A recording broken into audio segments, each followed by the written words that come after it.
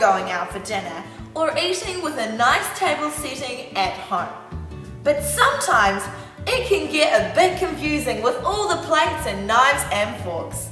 So I'm here today to make that easier for you, to show you what everything is for and how to make them work. I've also put in a few manners, tips from my Nana, so you've got all the table etiquette that you need. Okay, let's get started. First of all, you don't need a hat to eat your dinner. You also don't need a text while you're eating either.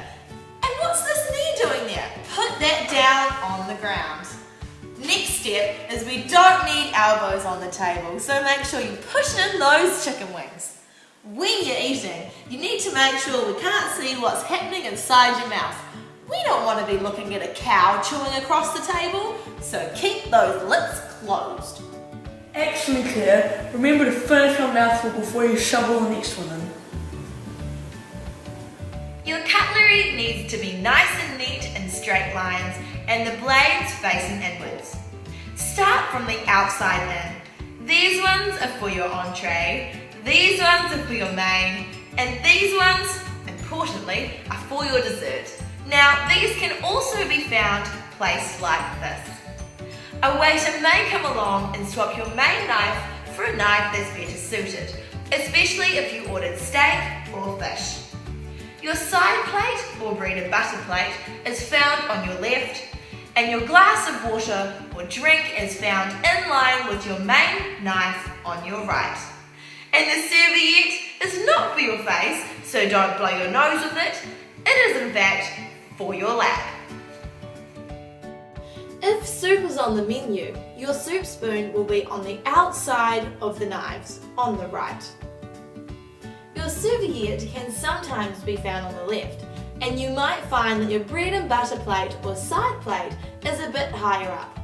Basically, wherever you go, there will be slight variations of this rule, but you get the main idea.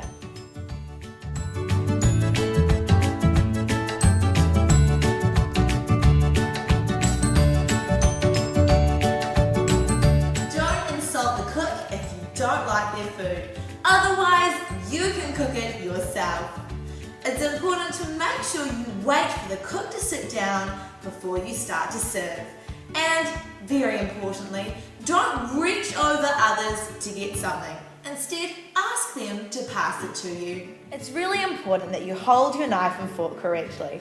We don't want to see you holding them like this. So you need to hold them more like this. If it's more casual, you can hold your fork in one hand, a bit like this. When you finish, your knife and fork need to go together like soldiers and place in the center of your plate. If you're not finished, you can cross them and put them on an angle. You don't want someone to take your plate away before you're finished.